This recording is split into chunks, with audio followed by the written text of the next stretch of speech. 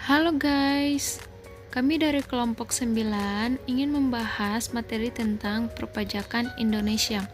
Sebelum masuk ke materinya, kami ingin memperkenalkan nama kami masing-masing. Dengan saya sendiri, Firmina Kurmpau. Ada 3 teman saya, yaitu Yutenian Dururum, Lestari Laya, Jenita Pera Arendila. Materinya yang pertama yakni pengertian pajak.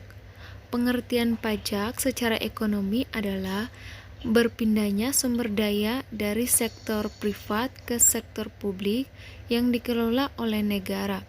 Dalam hal ini, negara mendapatkan kemampuan secara ekonomi untuk menyediakan fasilitas umum. Sementara itu, dari segi hukum, sebagai warga negara yang mematuhi hukum untuk wajib menyetorkan pajak kepada negara berdasarkan undang-undang yang berlaku, malah negara juga memiliki tanggung jawab untuk tanggung jawab pajak tersebut menjadi berguna untuk penyelenggaraan pemerintah. Berikutnya, fungsi pajak. Secara umum, pajak harus digunakan pemerintah untuk jalannya negara dan tersedianya fasilitas publik. Lebih jauh lagi, terdapat 4 fungsi pajak, yakni yang pertama, fungsi anggaran, yang kedua, fungsi regulasi, yang ketiga, fungsi distribusi, yang keempat, fungsi stabilisasi. Berikutnya, jenis pajak dan penggunaannya. Pajak menurut jenis yang berbeda-beda. Pengertian pajak bisa dilihat berdasarkan sifat, subjek dan objek, dan lokasi pengumutannya. 1. Berdasarkan sifat. Berdasarkan sifat, pajak dibagi menjadi 2, yaitu pajak langsung dan tidak langsung. Pajak langsung. Ini merupakan pajak yang langsung dibebankan kepada wajib pajak secara berkala. Yang termasuk dalam pajak langsung adalah pajak bumi dan bangunan atau PBB dan pajak penghasilan atau PPH. Kemudian pajak tidak langsung. Pajak tidak langsung hanya dikenakan saat waktu tertentu. Contohnya, pajak penjualan barang mewah hanya terjadi setelah pemilik menjual barang mewahnya. Yang kedua, berdasarkan subjek dan objek pajak. Berdasarkan subjek dan objeknya, pengertian pajak dibagi menjadi 2. Yang pertama, pajak objektif. Pajak yang dikenakan atas sebuah objek, contohnya pajak kendaraan bermotor, pajak impor, bea cukai, dan lain-lain. Yang kedua, pajak subjektif. Pajak yang dibebankan kepada subjek, contohnya adalah pajak penghasilan atau PPH dan pajak kekayaan. Berikutnya, berdasarkan instansi. Berdasarkan instansi yang membebankan, pajak dibagi menjadi 2, yaitu pusat dan daerah. Yang pertama, pajak negara. Pajak negara merupakan pajak yang dipungut langsung oleh pemerintahan pusat melalui Direktorat Jenderal yang terkait. Pajak pertambahan nilai atau PPN, pajak penghasilan atau PPH, dan pajak bumi dan bangunan atau PBB masuk ke dalam jenis ini. Yang kedua, pajak daerah. Pajak jenis ini disetorkan kepada pemerintah daerah atau Pemda. Yang terkena pajak ini tentunya hanya masyarakat dalam wilayah pemerintahan daerah tersebut. Contoh pajak daerah adalah pajak tempat hiburan, pajak restoran, pajak objek wisata, dan lain-lain. Pemerintah pusat melalui Direktorat Jenderal Pajak atau DJP, penerimaan pajak yang dibebankan kepada seluruh Indonesia. Setelah itu, pajak disetorkan kepada Kementerian Keuangan Republik Indonesia untuk dikelola menjadi negara yang efektif, efisien, serta berguna bagi publik. D. Ciri-ciri pajak. Berdasarkan Undang-Undang KUP nomor 28 tahun 2007, pasal 1 ayat 1, pajak merupakan sebuah kontribusi wajib kepada negara yang terutang oleh orang pribadi atau badan yang bersifat memaksa berdasarkan secara langsung dan digunakan untuk keperluan negara. Berdasarkan pengertian tersebut, maka pajak memiliki ciri-ciri berikut. 1. Pajak merupakan kontribusi wajib yang berlaku bagi setiap warga negara.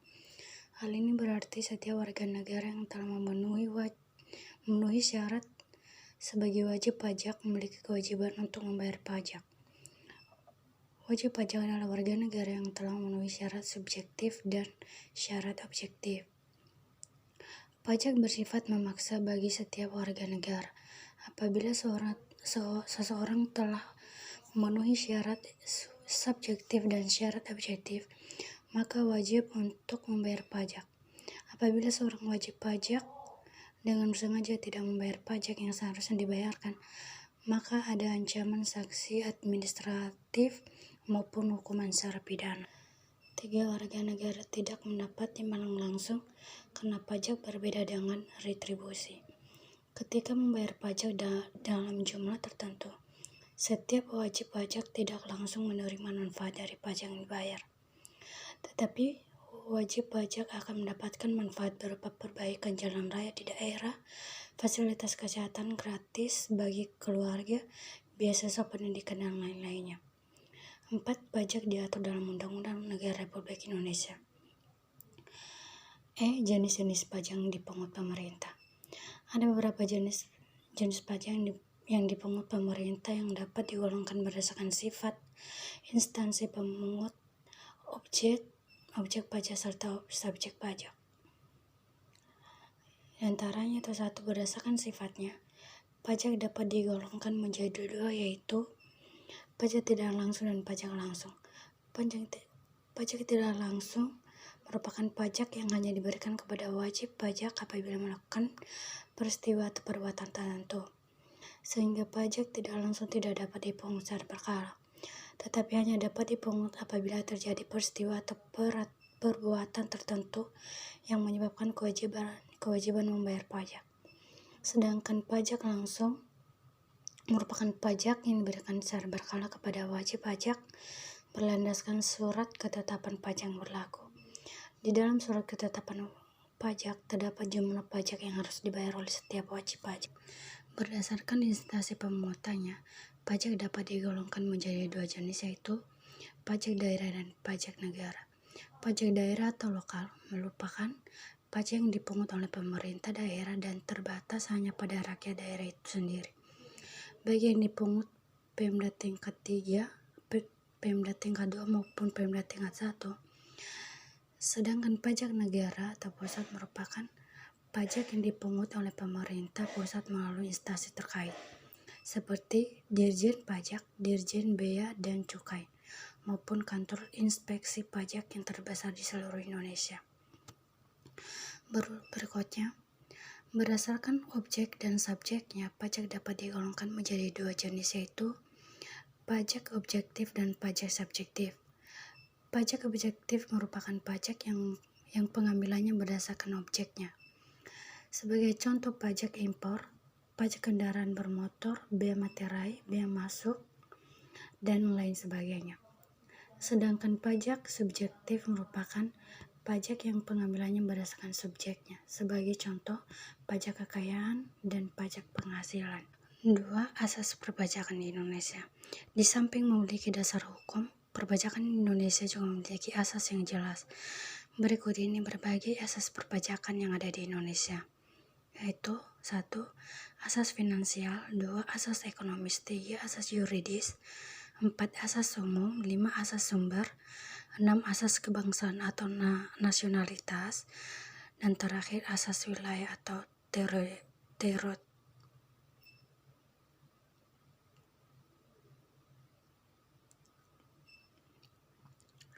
2. Asas perpajakan di Indonesia. Di samping memiliki dasar hukum, perpajakan di Indonesia juga memiliki asas yang jelas. Berikut ini berbagai asas perpajakan yang ada di Indonesia. Pertama, asas finansial, 2. Asas ekonomis, 3. Asas yuridis, 4. Asas umum, 5. Asas sumber, 6. Asas kebangsaan atau nasionalitas, 7. Asas wilayah atau teritorial. Sekian dari pembahasan kami. Terima kasih.